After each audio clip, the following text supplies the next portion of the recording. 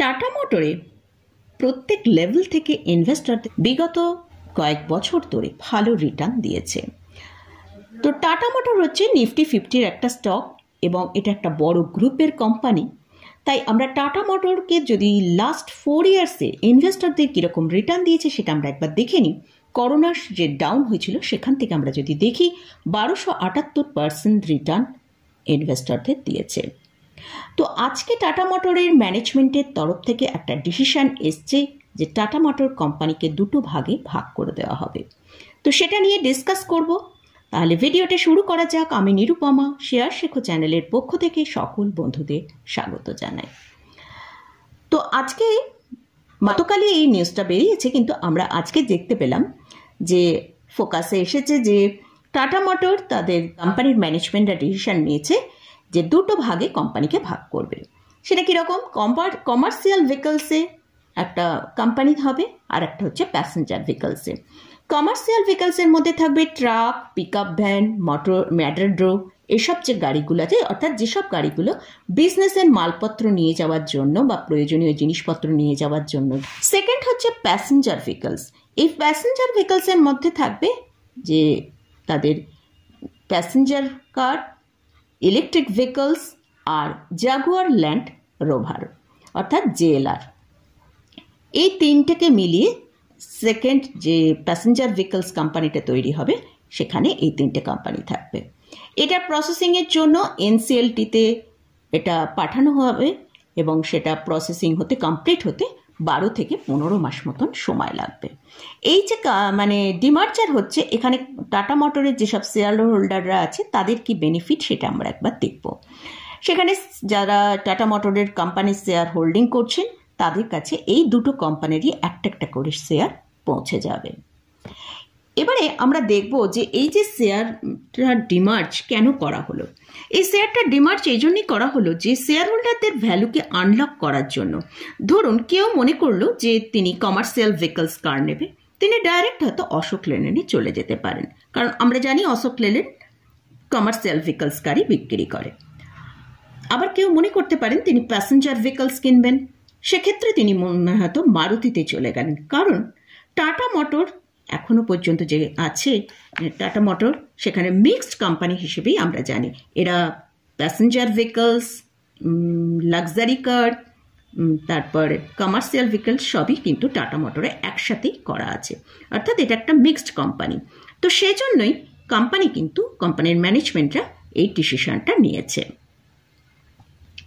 আর এই যে ডিমার্জারটা হয়েছে এটা কিন্তু সম্পূর্ণ শেয়ার হোল্ডারদের বেনিফিটের কথা মাথায় রেখে এই ডিমার্জারটা করা হয়েছে। টাটা গ্রুপ এমন একটা কোম্পানি, এদের এমনই গ্রুপ, এরা কিন্তু প্রমোটারের বেনিফিটের থেকেও শেয়ার হোল্ডারদের বেনিফিটের দিকে কিন্তু বেশি ফোকাস করে। এবার আমরা দেখব যে কোম্পানির চেয়ারম্যান অর্থাৎ এন চন্দ্রশেখরন কি বলছেন। তিনি বলছেন, tata motor has created a strong turnaround in last few years. The 3 automotive business units are now operating independently and delivering consistent performance. This demerger will help them better capitalize on opportunity provided by the market by enhancing their focus and ability.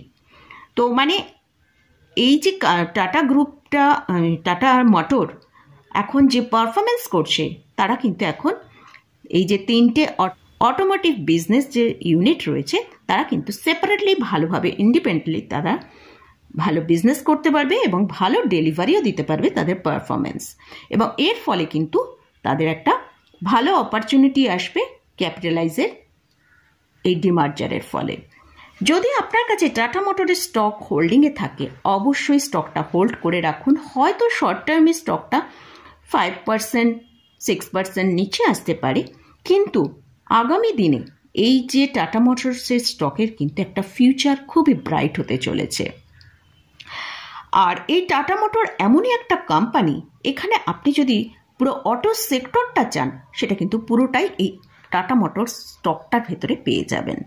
কারণ এখানে আপনি commercial vehicles চান, EV কার চান, luxury car চান, passenger কার চান, সবই কিন্তু এখানে আপনি পাবেন।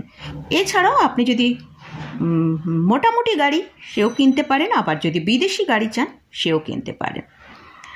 তো আর এই স্টকের আমরা বিগত বেশ লাস্ট 5 ইয়ার্স ধরে যা পারফরমেন্স দেখছি, সেক্ষেত্রে এই স্টকটা কিন্তু এখন খুবই একটা ব্লু চিপ স্টকে পরিণত হয়ে গেছে।